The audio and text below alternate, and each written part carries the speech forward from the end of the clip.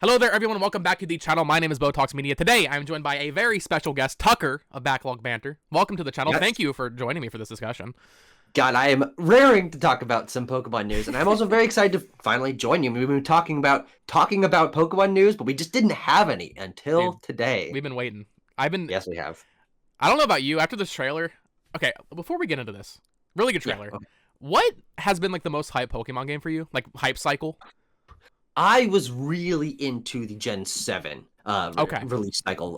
The Alola trailers, all the stuff about totems and the kahunas and Alolan forms. Like, there was just so much to learn about in those games that every time they uploaded one of those short new trailers, it was like, yes, I gotta get on this and talk about it online and post pictures and memes and stuff. But I'm excited to try to like get really back into a Pokemon news cycle with Gen 9.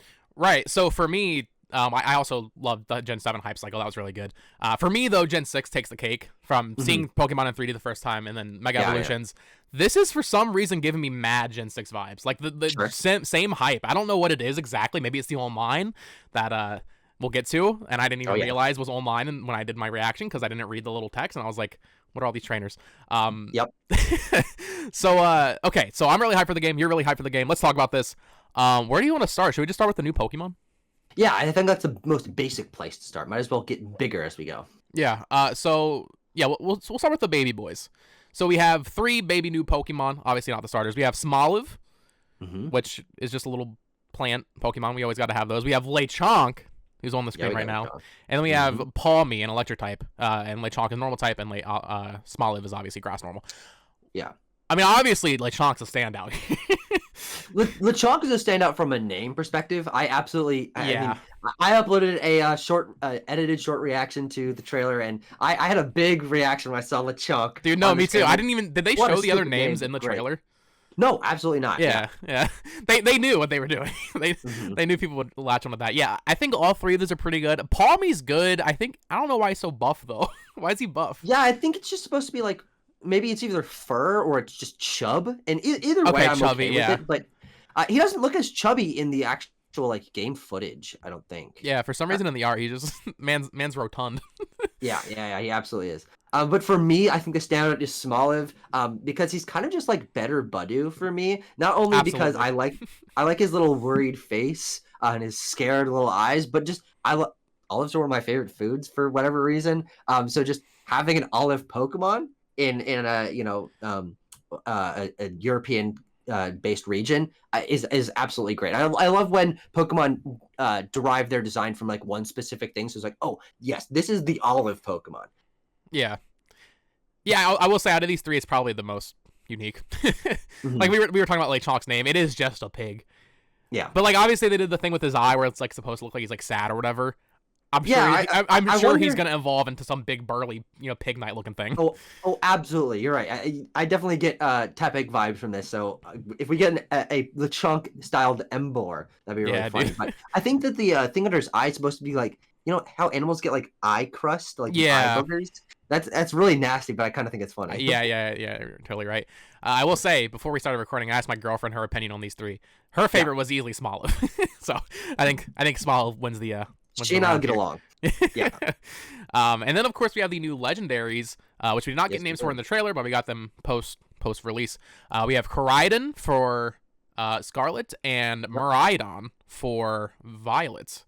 How are you feeling about these Legendaries, Tucker? So this is what usually happens with Pokemon. When you get a new set of Pokemon reveal, like, what the hell is this? This feels like a Fakemon. Like, what is going on? And my co-host Abram in our live reaction definitely reacted thinking that they weren't very good, and through our discussion, which is going up soon, he also said that he is not a fan of these. But I actually think these are some of the best like immediate reactions I've had to a legendary pair in a while. I mean, Solgaleo and Lunala grew on me. I'm still just middling on Zacian and Zamazenta, but both of these I think are very cool and for different reasons. Yeah, I agree.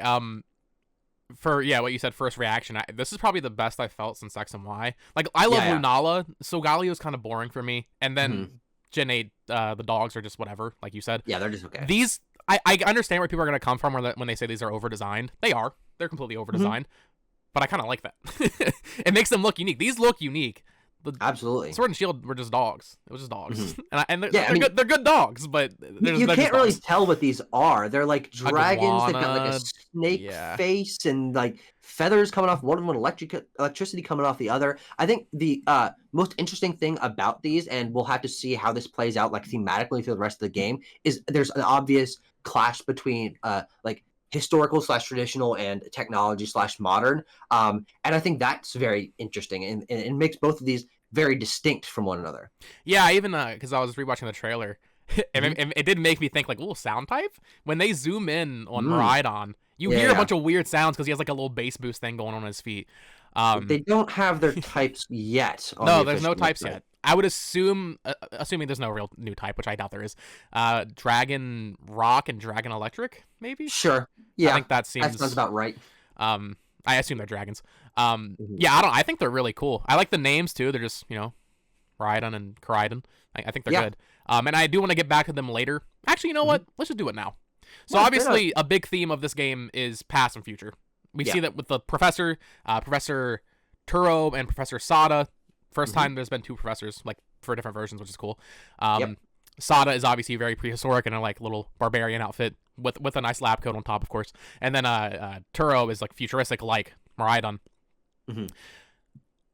I don't know if you caught on this, Yeah. but both legendaries just straight up have wheels on their chest. Yeah, or Those are wheels. Miraidon's is a little more integrated into its body, but Koraidon's is absolutely just like a spiky motorcycle wheel sticking out of its chest. So, my prediction, and I've seen other people theorize this. Okay. I'm pretty sure these are just mounts. I think these are going to be mounts. I think you're going to be riding on these throughout the region. Because obviously, open world is a big focus here. It'd be sick. I mean, I don't know how they'd do that because you would want to get them early in the game before you beat the story, but like, which they could do that. But having a wheel on a legendary seems a little on the nose when this is like our first true open world Pokemon game, I have to say. Yeah, I mean, I didn't pick up on that, but I think just conceptually, I've loved whenever they incorporate any kind of mount Pokemon. Ride Pokemon in Alola are some of my favorite implementations of Pokemon mechanics. I think it's a perfect balance between taking a gameplay mechanic, which is the HMs, and combining them with something that makes sense in terms of the lore of the region. Like the people of Alola are very integrated with their Pokemon. They're working alongside Sharpedo and Mudsdale and Charizard and all this. And I do think I hope that there is that theme of integration that does combine Pokemon with the mechanics of the game. And riding on these legendaries, I think, would be very cool. You're right about them needing to be earlier in the game if you're going to like really use them for exploration. But it's also possible that that's just an end game benefit. Like you've beaten the game, you caught the legendary, now you can zip around the goddamn environment, just like Right. And Yeah. thinking about it more now, because the way you said Miraidon's, his wheel's kind of integrated. It's Yeah. certainly still a wheel shape, but that was not going to move most likely. His legs are basically like little motors. They're like little Yes. base. So he'll probably be hovering because he's futuristic. Absolutely. And then Koraidon would be like a rugged kind of rocky terrain kind of. It's also possible, and we're doing a little bit of speculation here. We're engaging a little bit of speculation. That they like transform into wheels because they've both got enough wheel parts on the outside of their body that they could like curl up into wheels or like turn into some sort of You're vehicle so form. right. They could curl up, yeah, Yeah. and just turn into a straight up bike. Yep. Yeah. They might have alternate forms that are more vehicle based. Yeah, totally. Dude, that's awesome. That would be very cool. Because one of my favorite things of Arceus is just like the way you traverse. Yeah. Oh my god.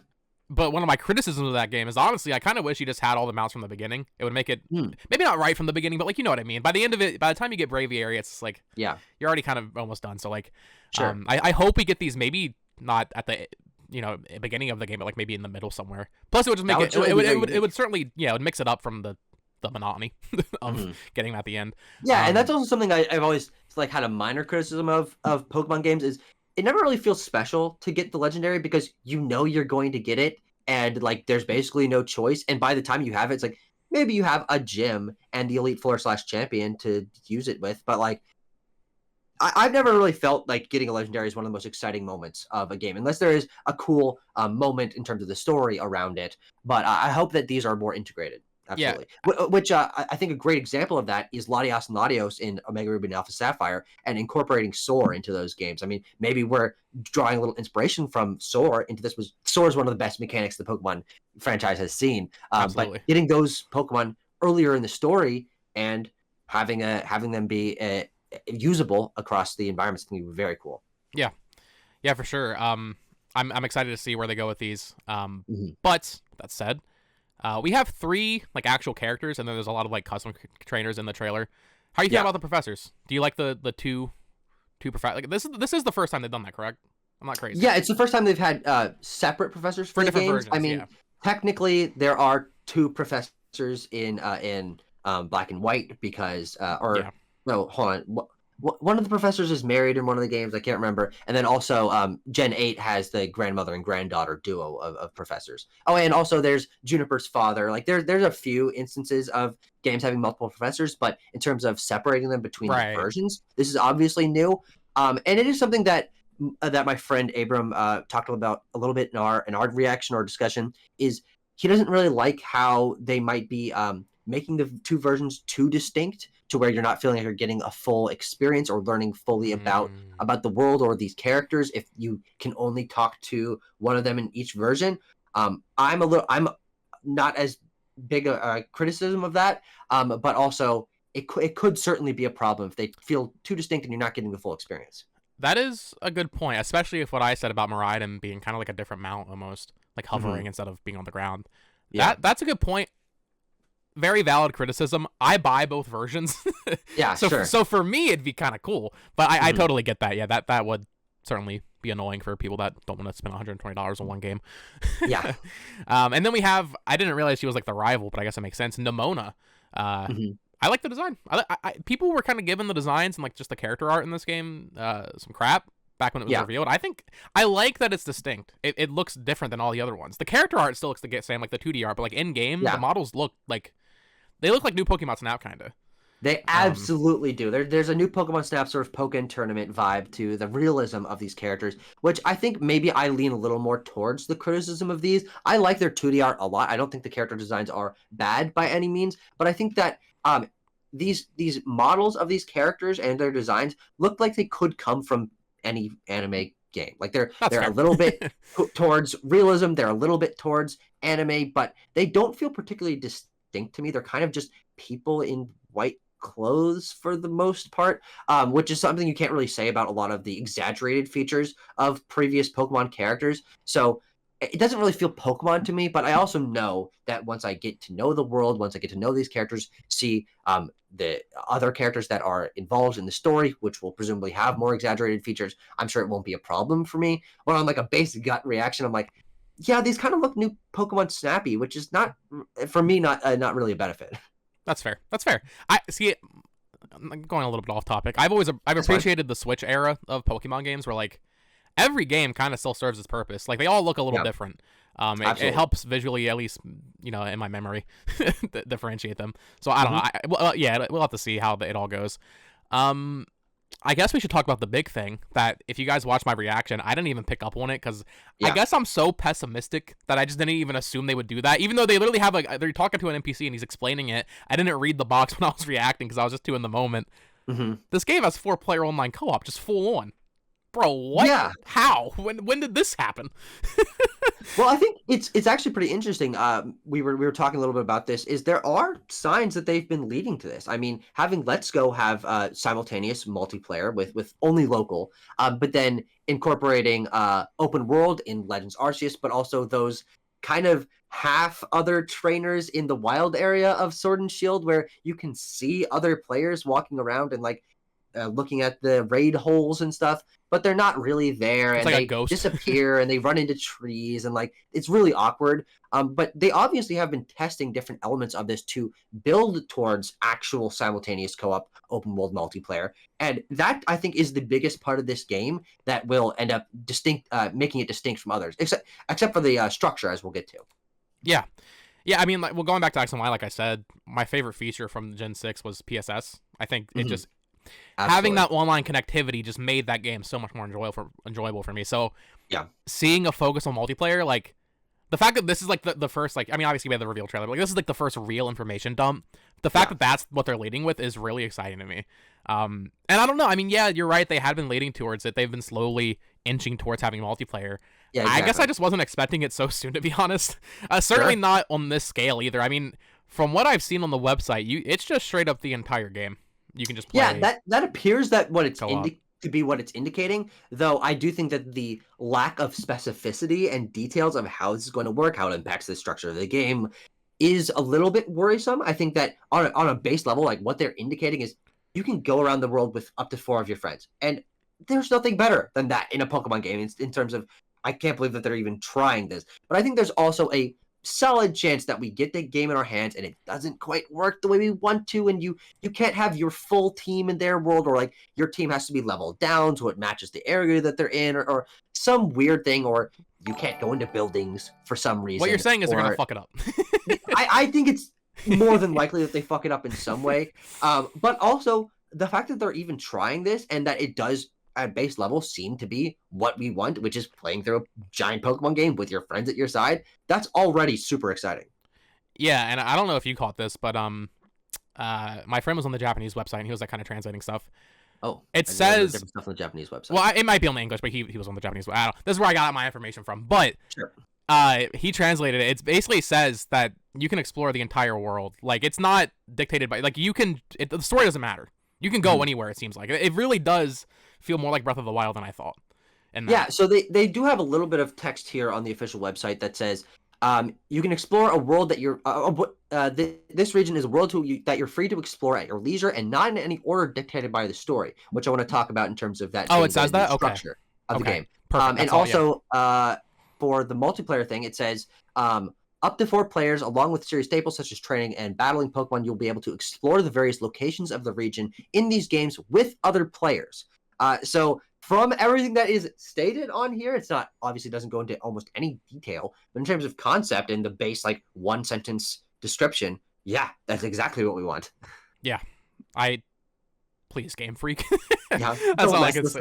Yeah, I mean, I can already see the outrage when it's inevitably going to be that you can only play with friends and not like randoms. Which I mean, obviously that makes sense. But I can already see the Twitter people be like, "Why can't I play with a random?" Like, obviously you're not going to be able to play with a random. But yeah, dude, this is really. I'm excited to see how they do that with turn-based battles. Obviously, with Arceus, they kind of evolved it into just being like in the landscape, and there's like no loading screens and all that going into a battle. But like, it's a turn-based game, so like, it's not going to pause it for other people. So are they just going to see you battling? Can they just come up and watch it? That's awesome if so. Yeah, I certainly hope that's where they go with it. It is yet to be seen what elements of the more active and fluid gameplay system, which I really enjoyed in Legends Arceus, that they bring forward to Gen 9. Will there be just throwing Pokeballs? Will there be battling in the overworld in terms of you can move your character around during battle? I don't know. I hope that they lean into some of those, especially if the world is as active and vibrant with other people as they're trying to indicate. But it's also possible that this is sort of a middle ground. Yeah, I guess we can talk about that and kind of the inspiration from Arceus here. I don't think we're getting exactly what we want with this. Yeah. Though there was one like battle scene where I think they're fighting Lechonk. Definitely seems like a fixed camera angle to me, just from that one shot. Obviously, that could just be a trailer thing. And I'd be surprised also if you can throw a Pokeball, because obviously the survival aspect is gone, and I feel like internally they're gonna be like, well, there's no survival. Why should we even do this whole thing where like you have to sneak up on the Pokemon and all that? Like, I mean, they could still do it. I hope they do, but I will say my expectations are lowered in terms of that. There is, in terms of sneaking, there is a shot at 1 minute and 5 seconds in the trailer, if you want to pull it up, where your trainer is sneaking up on a Smoliv. I don't know if that means that there will be the bait system that Legends Arceus had, or if sneaking up will materially impact the battle or the progression in any way. But I assume Smoliv is a skittish Pokemon. It might run away if you don't sneak up, and even that form of interactivity I think is exciting. But I hope that it does still incorporate some of the different approach aspects that Legends Arceus had, because I think that absolutely helped that game feel a lot more alive in terms of a differentiated Pokemon world. Yeah, for sure. I mean, if not this game, I'm pretty sure just being able to throw a Pokeball is going to be standard soon. Yeah. So if anything, that's probably the last one where we don't have that, just because of development. But we do see as the trainer catches a small, they throw there's like a canned animation of them throwing the Pokeball. It looks a lot like the Gen 8 Pokeball throwing animation actually. But yeah, I don't think we're going to be able to throw Pokemon. Yeah, I would love to be wrong. What else is there to? Where should we go with this? Oh, gyms. Let's talk about gyms. Let's talk about structure. Yeah. So, I assume we're both in agreement. These are pretty much just going to be basic gyms. I think these are probably they show like one like fire gym. It looked like it's kind of like in the mountain. Yeah, I didn't catch that, but I'm sure it's in there somewhere. Let me see if I can pull it up. It's like in a mountain. You see like the flags of like what looks like a gym, and then they show like a stadium. Oh, sure, yeah. Let me see here. I don't even have the trailer up. But my assumption is that. Oh, you're right. I see it. That absolutely looks like a fire gym. Yeah, no. Yeah. Absolutely. So yeah. So I'm guessing we're just getting regular gyms again, which is a little disappointing to me if that ends up being the case. Especially after Sword and Shield's entire story was that you're just going for the gym challenge. Yeah, the noble Pokemon and stuff. But for Legendaries. However, totally... yes. Continue. Yeah. Sorry. However, if they're going through the Breath of the Wild route where you can do anything in any order, gyms make the most sense. Which they do make the most sense, but I also think that'll reframe gyms in a way that makes them significantly more interesting, at least in my opinion. I think that a lot of my problem with the gym structure in previous Pokemon games, which it's not a huge problem, but it's certainly one that I've come to terms with after seeing what can be done with Legends Arceus and the noble Pokemon being, I think, a lot more interesting than gyms, is that it feels like, yeah, they've got their one type, and if you have one Pokemon that it counters that type, you can steamroll them. And that's what I did in BSP. That's what I've done in most Pokemon games. I bring my one Pokemon with me, and I just, use Earthquake. I use Surf. I knock out everything. And so they never really felt like a challenge or felt particularly unique, especially in the ones that have very weak puzzles, like some of the Sword and Shield ones where I thought that there was basically no puzzle whatsoever. That was very disappointing. But I think that by default, having you be able to tackle them in any order, which presumably means variable teams for the gym leaders, like if it's the first gym you tackle, then it's going to have low-level Pokemon. But if it's the last one you tackle, same gym, but it'll have all those Pokemon leveled up and evolved and stuff. That'll already make it at least somewhat more interesting. You're right. I do wonder if they'll go that route, though, where they scale it. Because they could totally do it. And this would be cool if they don't do any BS where you can't enter this. Well, I guess they can't do that if they're doing it in any order. I was going to say, like, if you can't enter this gym unless your Pokemon's like a level 50 or something.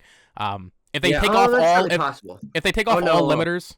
Yeah, I don't think they're gonna do that. But so assuming they take off all limiters, it will be kind of cool for videos like content creation, just being like, I challenged the level 80 gym, first thing with my level 10 Pokemon. So either way, it'd be interesting, like you said, to have like different sets of Pokemon for each gym leader based on where you are in the game. But I don't know. It'll be cool to see how they handle that. And that's also something that I think warrants more exploration. I think that maybe just as we're sort of talking about this trailer as a whole, and how we're seeing this all shape up, I'm a little bit disappointed, not in this trailer, but in terms of this being the second time we've gotten information. This was just a 3-minute trailer, and they didn't have one of the designers coming up afterwards saying, this is what the online multiplayer actually means, this is how it's going to work, this is what the structure of the game is. And the fact that we didn't even get the name of the region, I was about to say that we don't really even know the region. This is the first time we've gone this close to release without knowing the region name. That's insane. Yeah, exactly. It's crazy. Yeah, but I was certainly hoping for a little more explanation of what all these new mechanics and new structure format things mean, because we just have these one-sentence descriptors on the website, and they could mean one thing, they could mean other things. It's a little bit nebulous, and I'm perfectly fine with waiting for more information. I'm still excited to play these games. I think they absolutely look fantastic. I can't wait for more trailers that reveal more gym leaders and Pokemon and mechanics and stuff like that. So much fun to follow those. But the fact that we didn't get what we did with Sword and Shield, where they sort of showed the wild area and then a guy explained what the wild area is, I thought that worked very well. This wasn't Pokemon Presents. It was literally just they dropped a 3-minute trailer on YouTube, which is the simplest format you can go with. When they said they were just doing a trailer drop, I was like, oh, I was so excited because we've been itching for information. But I was like, okay, we're not getting explanations. We're just gonna see a trailer and that's it. Really, this is just the trailer so they can put it out and be like, okay, go pre-order it. So they can show the box art. So I'm looking at 156 in the trailer. So you see what looks like, I don't know if that's maybe the professor's place. I don't think so, but there's like a grass, like floral area. And then the windmill. And then you see the fire flags, and then you see this like mountain area where something's digging underground. Do you see that? Yeah. What is that? I'm a big Pokemon. Who knows? Huh. I almost wonder if maybe that's a mount type thing. Maybe that's like part of a gym challenge. Because then you see the 3 shots. It cuts to all 3. You see the grass stadium, you see the fire flags, and then you see like this tower. Yeah. So sort of spiral structure, assuming these are all gym challenge type things, the tower is definitely the most interesting because, I mean, that'd be cool if it's like a a Lavender Town like tower type thing where like Yeah. you have to climb it to get to the gym leader. Yeah, I certainly hope so. Yeah, I think that at least that was kind of my issue with Sword and Shield. Mhm. They all just kind of, it's just all the big stadium, which is cool. I get, it's nice that they did the plot being like, okay, you're actually going through the gym challenge, but like they all just felt the same, like you said.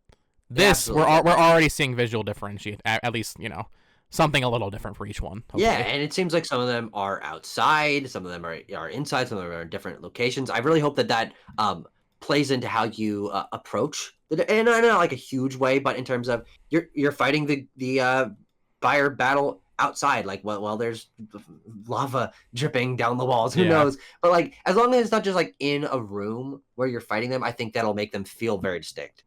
Yeah, for sure.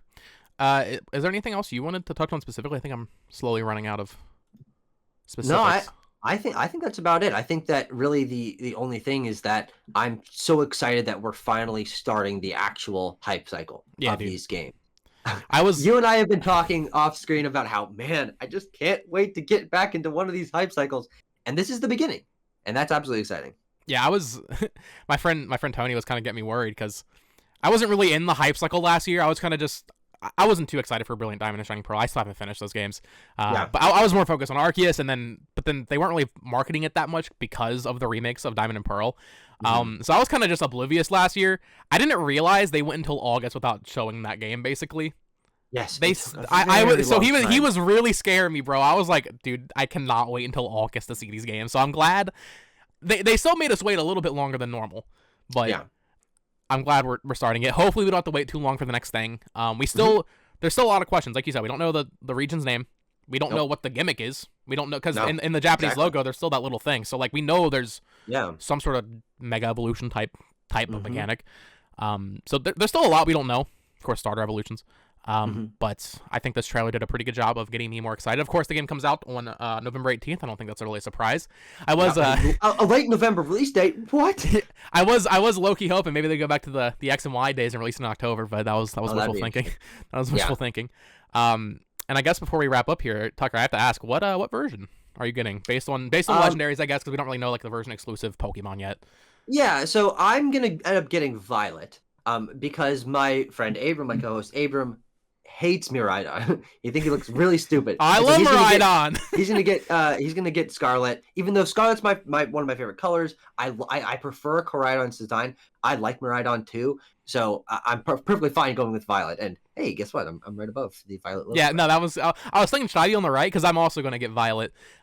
Normally I just try to get like the one that's like first and like the name. Does that make sense? Sure. Like Scarlet, Violet, Sun and Moon. I got Sun. You know, like that kind of thing. So. So I'm going Violet this time though. I like Violet as a color more, and I think I like it. Once again, they're kind of over designed, but I love Miraidon. I love the future techno look. Well, Tucker, thank you so much for joining me. Where can people follow you on the internet? I would really appreciate if the people watching this video checked out my content, which comes on the YouTube channel Backlog Banter. We do a lot of different videos. We do a video almost every day, and I'd be very excited if people gave us a subscribe and checked out a couple of our videos. We are inching our way towards 800 subscribers. I think hopefully we'll pass that kind of soon, but it would really mean a lot. I love meeting new people. I love watching our community grow. And Bo, I'm very glad we've finally gotten a chance to talk, and hopefully not the last time. We've got a lot of Pokemon news coming up, so yeah, we can for cover sure. that together. So Backlog Banter will be linked down below. Go check it out. Go give them a subscribe. They have a Pokemon discussion maybe going up after this or like around the same time, same day. So go check out their discussion. Tucker did with Abram, and of course you can follow me on Twitter at BoTalksMedia. Subscribe here for more. I'm a 3DS channel, bro. Nah, I'm a Pokemon. I'm a Nintendo news channel. Yes, so now yeah, of course. So now I'm looking forward to that Nintendo Direct that we hopefully get announced this week. Maybe probably not this week, but soon. But yeah, of course. Thank you all so much for watching. Bye-bye.